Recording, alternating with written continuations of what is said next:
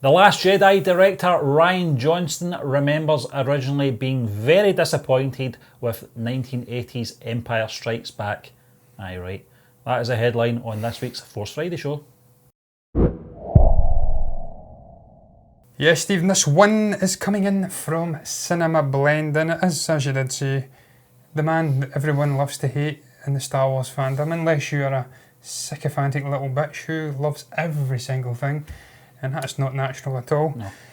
He has said, and I quote, "That's the thing, but as a kid, I distinctly remember being disappointed by The Empire Strikes Back." That's right, Stephen, The Empire Strikes Back, the greatest movie in the history of Star Wars. My personal opinion, of course. Some people may love goddamn Revenge of the Sith or whatever. I don't know what's wrong with people these days.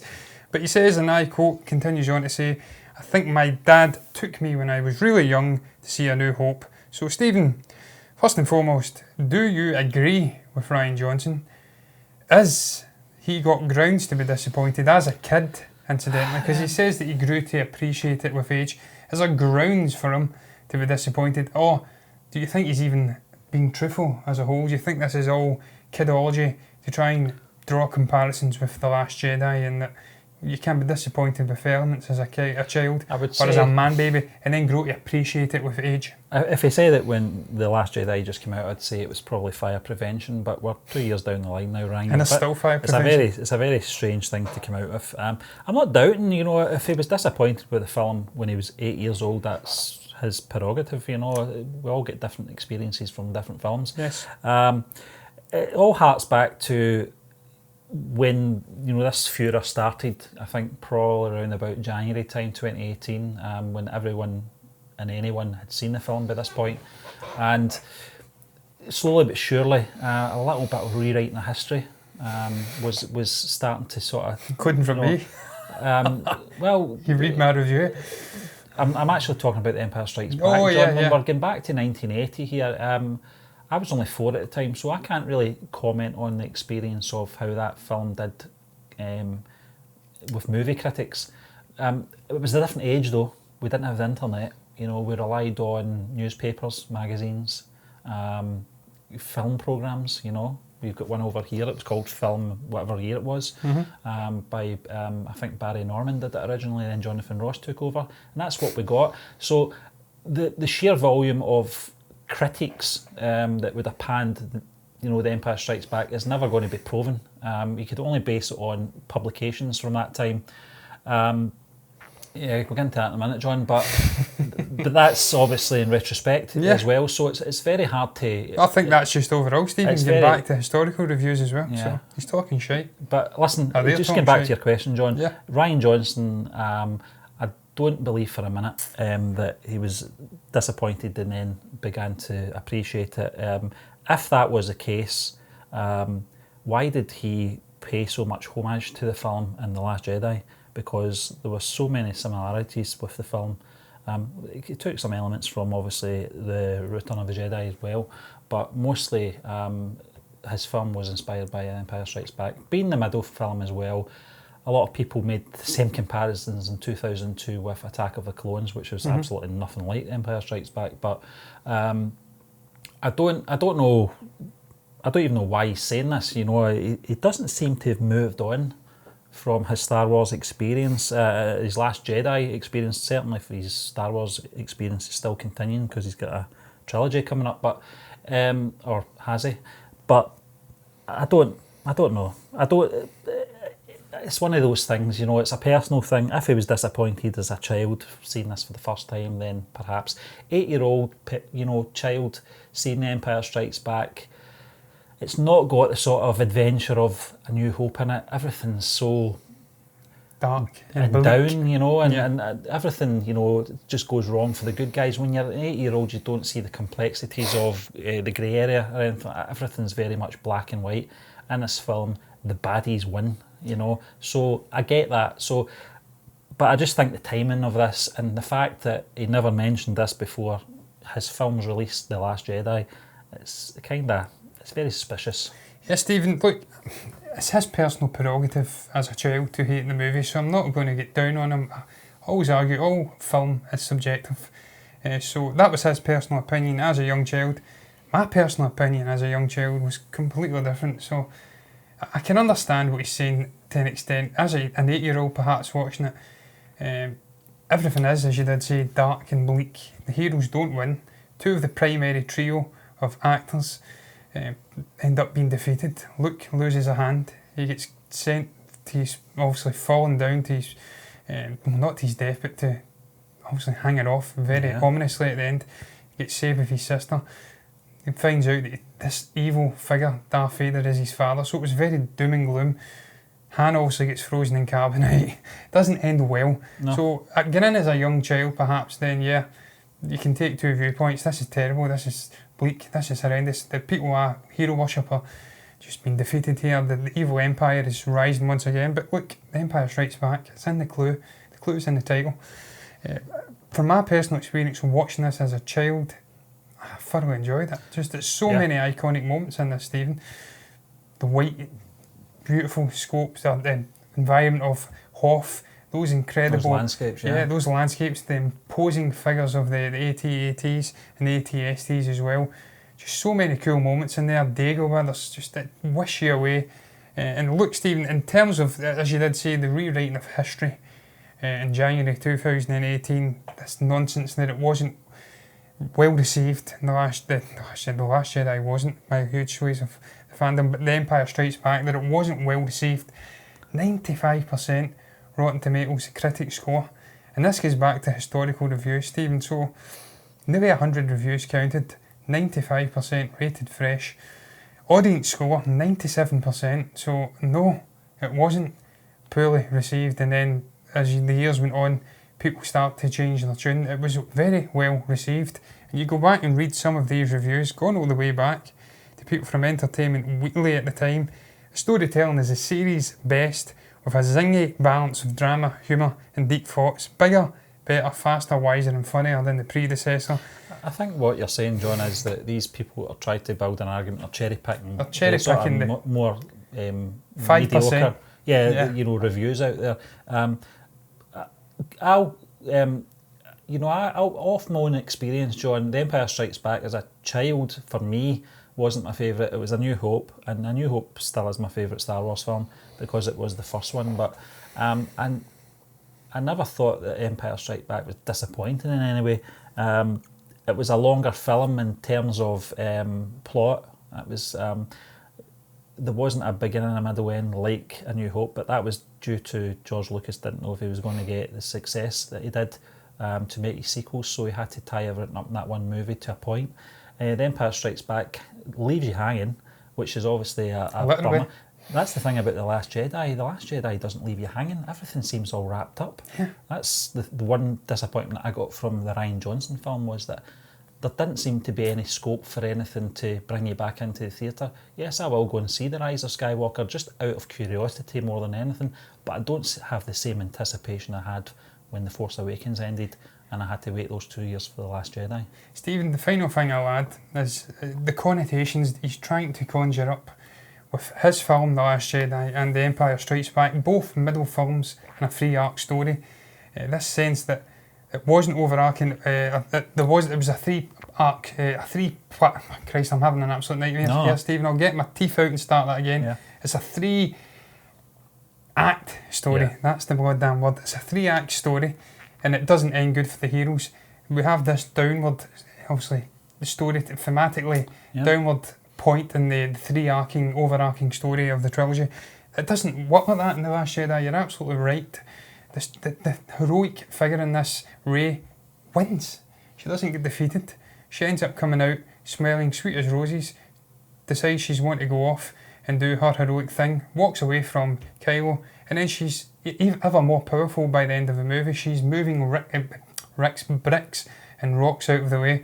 So it doesn't work. The connection between the two movies doesn't work. And if anything, Stephen, you're right. It does say, admittedly, that he grew to love the movie as he got older. So perhaps the homage he's paying in large parts of the movie, it makes sense. How good would it have been if The Last Jedi ended with that scene on Crate when you realise that Luke's not there and it ends there? Then you're like, what the hell just happened? Yeah, it would have been better. Yeah, don't give us that scene, on Act 2 with him meditating and kind of hovering. Just end it there. That's a good cliffhanger, because then you're like, what has happened here? What just happened? What have we just witnessed? But no, he didn't. No, he sadly killed him off, Stephen. And although I say time again, that was actually quite poetic, the way that Luke went out looking at the twin sunset. But yeah, look, it's his prerogative. He can dislike the movie when he was a child. If he chose to dislike it as a child, that's okay. Look, it's all subjective. But I feel like he's trying to create connections with this film and The Last Jedi, and it just doesn't work. As I said previously, even 3-act storytelling, overarching storytelling with the two trilogies, it doesn't work. But I'm going to defend him in the sense, John, that The Empire Strikes Back, back in 1980, any kind of negativity wouldn't have been exposed as it is nowadays. The Last Jedi obviously has the social media surrounding it now, where everybody and anybody on YouTube can have their digs, etc. And I'm not saying blowing things out of proportion, but everyone's got a voice now, everyone's got an opinion. Everyone had an opinion anyway since the dawn of time, but they've now got a platform to voice that opinion. Yeah, Stephen, look, I've not got much more to add.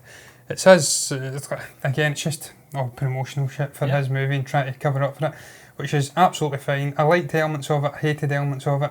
It's all subjective. We move on though, Stephen, because we have horses for courses, yes, to the next topic. And this one is regarding Anakin Skywalker, Stephen, and potential rumours of a return. And this was all sparked after a potential appearance for Hayden Christensen at a panel was cancelled for fear that there may be leaks for the upcoming The Rise of Skywalker. Now, Stephen, what the hell do you make of that? He was pulled from an event, Salt Lake's Fan X. He was due to attend it with Ian McDiarmid. This could be played off two ways. It could be Ian McDiarmid, who was potentially naming conversation that may draw out spoilers, or it may provide leaks for the movie, and it could be portrayed that he's in the movie. And the natural reaction from Star Wars fans is that with Hayden Christensen being pulled from the panel along with Ian McDiarmid, that they must be in it. They must be in it. Well, we know he's in it. They're pulling those two actors away from this panel so they don't reveal any spoilers. So they must be in it. Not necessarily. They may not be in it, and they don't want to say that either. Well, Ian McDiarmid, is going to make some form of appearance, whether that be voice, ghostly figure, or just that laugh again in the trailer. Or just a hot toy. Yeah. Providing the voiceover. Yeah. Because they did that in the poster, Stephen.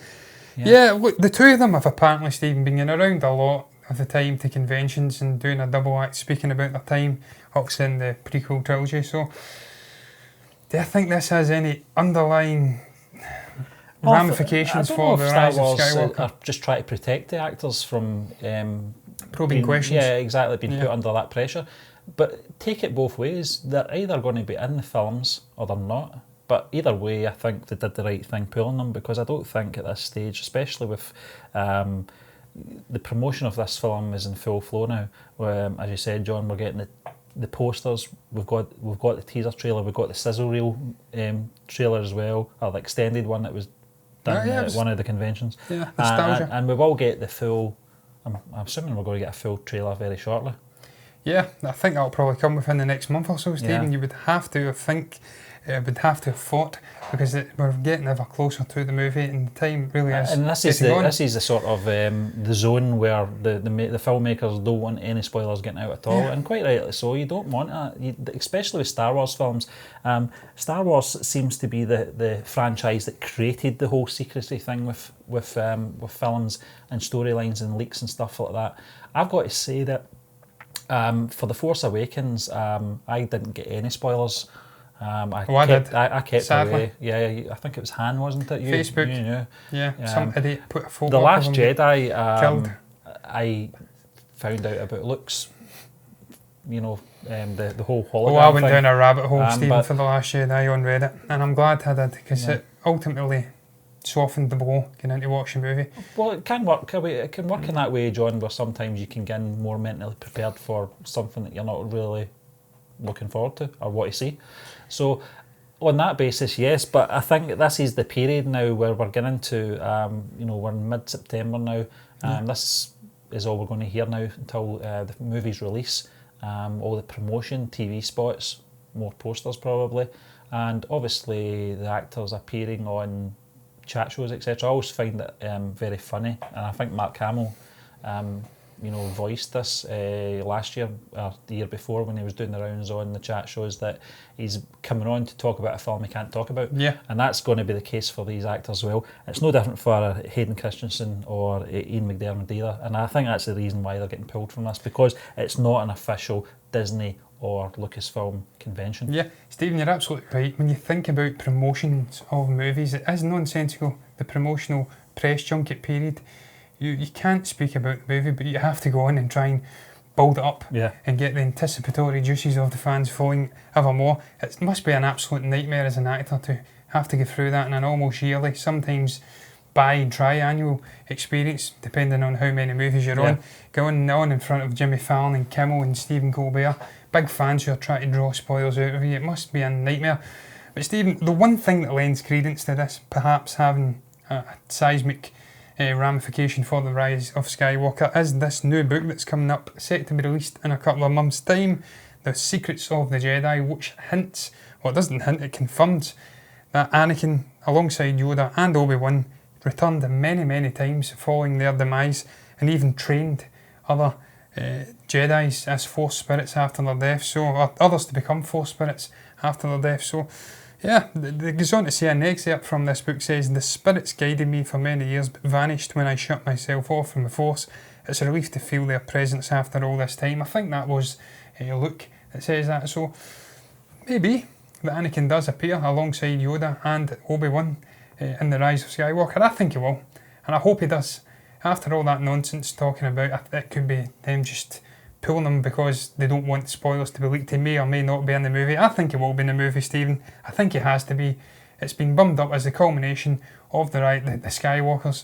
This talk about generational, this is your story now, you for thousands of years or something. Every story has its legend, this ends. And this raised the next one in this story, or could it be it's Kylo? Who knows? Ben Solo, he's a part of the Skywalker lineage. I don't know, Stephen. I hope that Anakin is in there. I hope Hayden's in there. I hope he has a chance to redeem himself in the eyes of Star Wars fans. And that is going to take us swiftly on, Stephen, to the next topic, because there is a lot of talk about Force Ghosts and potentially redeeming the concept of Force Ghosts in their original form from, I think it was Empire Strikes Back or Return of the Jedi. And Stephen, they're essentially saying the original Star Wars concept for Force Ghosts could provide a big hint at where the Rise of Skywalker may go in terms of twists at the end of that movie. I didn't actually know about this, I can't lie. Perhaps I did and I've just shut it out of my mind. But essentially the rough idea of the rough draft of the Return of the Jedi featured the Force Ghosts coming back. I did recall hearing about this, I'm talking crap, but there was a neat little thing in there that I don't recall. But essentially they protected Luke in the throne room at the end when the Emperor was trying to strike him with Force lightning. A little thing I don't recall reading about was this concept of every time the Force or the lightning struck Luke or attempted to strike him, it was blocked by an invisible shield, and then we've seen little glimpses of obviously Ben or Obi-Wan and Yoda. That was very, very cool, Stephen. Now, could this have a big part to play for the Rise of Skywalker? Do you think this concept will be rejuvenated? Because we do recall speaking, or I recall anyway, speaking about, I think it was a producer or someone mentioned on Twitter with close ties, if you want to see potential spoilers for the Rise of Skywalker, look at concept art from previous movies and whatnot. So could this be the case? Do you think they will utilise this forgotten storyboarding or put a rough draft and bring it in and make this part of a grand epic finale? Yeah, I think we've mentioned it, John. Friends in the Netherworld, it's mentioned. I think that's Emperor refers to Luke's friends. Yeah, I think this is where they're going to go, John. I think, just like the previous article we were talking about, I think Hayden Christensen is going to make an appearance. I think we might get to see Ewan McGregor in there as well. I'm not sure. But certainly, well, they say that, they hint that. There's also the story that Leia's going to die very early on in this movie as well, and her return will be in Force Ghost form. So you could see father, son, and daughter combined. obviously jumping in there to save the day. I think we've mentioned that before. Going back to this article, John, I like most of it. The only bit I don't like is obviously, Anakin and Obi-Wan becoming alive again. I think that would have been a stretch. I think that was terrible. Yeah. Yeah, I think the way the ending of Return of the Jedi was perfect. I think it was more a personal thing between father and son. I wouldn't like to have seen Obi-Wan or Yoda or anyone like that, Force Ghost form, protecting or interfering, because I think actually Obi-Wan says that they can't get involved or something like that in Empire Strikes Back. I can't remember. You have to do this yourself. If you're going to face them, you have to do it yourself. We can't get involved. So from that point of view, and also I think it would have made it a lot more difficult for George Lucas with the prequels to have Sebastian Shaw. Having more of an appearance. If that was the original ending, it was very easy to cut him out of the Force Ghost scene at the very end, as in that picture, John. It's on this article, but I think we get enough of Sebastian Shaw, in the unmasking scene. I think that was enough, but I think that's the road they're going to go down. And I think, as you said, John, looking at those previous storyboards from all those years ago, I think that's what we are going to see. Yeah, Stephen, I would love to see it. As I said previously, I would love to see all of these Force Ghosts coming back some way and helping Rey defeat potentially Kylo, potentially the Emperor, right at the end of the Rise of Skywalker. I don't think Kylo will be the big bad in this movie. I think they will redeem him in some way. Yeah. Perhaps he'll self-sacrifice and join the other Force Ghosts in helping Rey finally defeat the evil that is Sheev Palpatine at the end, the all-encompassing, all-seeing, all-hearing, omnipotent form of Sheev himself. Stephen, look, you're right, it would perhaps fly in the face of what we've seen previously with Ben saying, you're on your own, we can't help you. But look, we've already seen minor retconning of that in The Last Jedi, with Yoda obviously coming back and zapping the tree. There was talk that could only happen because this was a source of pure heavenly force goodness, if you like. I've totally paraphrased completely. It was a place strong in the force, Act 2. And I don't know what that was, that says. As you can tell, Stephen, the coffee I had earlier on is well and truly wearing off. I'm gibbering like a wreck, borderline feel like I'm floating like Sheev here. But yeah, I hope it happens. I hope they do come back and utilise the rough draft. It would almost combine like poetry. It would make sense for what in a storyboarding sense and in a thematic sense. It makes sense for what Kevin Smith says as well, John, in regards to the ending of this saga. But listen, we'll move on quickly because we have got a bit of a rundown to go on, John, if you want to come in with the final article. Yes, Stephen, this is a short little article from Screen Rant. Well, not short, there's 10 things in there. It's the most underrated character from every movie. Now, Stephen, I agree with some and I disagree with some. The first one, The Phantom Menace, Anakin Skywalker. Do you agree? Was Jake Lloyd underrated? I think probably, but I think him as well. But I think the whole reintroduction of Star Wars after all those years, John, 16 years since Return of the Jedi at that point, introducing all these new characters, introducing the younger versions of some characters, and a lot of politics as well. So yeah, it was certainly underutilised in that movie. My most underrated character from that movie, I don't know if it would be Anakin Skywalker, Stephen. I'd probably go with Qui-Gon Jinn. Because I couldn't get enough of him. I wanted to see more of him. John, unfortunately. I wanted more of Liam Neeson in that movie and more of his amazing accent. Maybe Shmi Skywalker. There we go, I'll fling her in. Attack of the Clones, Jango Fett. Well, that's that reputation of his son, isn't it? A lot of people, and the promotion as well. Every bus shelter in Glasgow had this picture of Jango Fett, and we thought this was going to be like Captain Phasma. Obviously in the new trilogy, very underutilised. Only made an appearance in that one film, so. Yeah, I agree, Stephen, that one. Jango was most definitely the most underutilised character in that movie. He still had a great sequence on Kamino with Obi-Wan Kenobi, so that was okay. Revenge of the Sith, Bail Organa, I would agree with that. I would probably say so, but we didn't really know who he was till that second film anyway, John. He made a brief appearance in Attack of the Clones, I'm sure. He had a bigger role to play in, obviously, Revenge of the Sith, but not enough, I'm afraid. No, Stephen, I agree with that one. I'm going to move on to the next one. They're saying A New Hope, Grand Moff Tarkin, the most underutilised character. Would you agree? He probably had the same screen time as Darth Vader.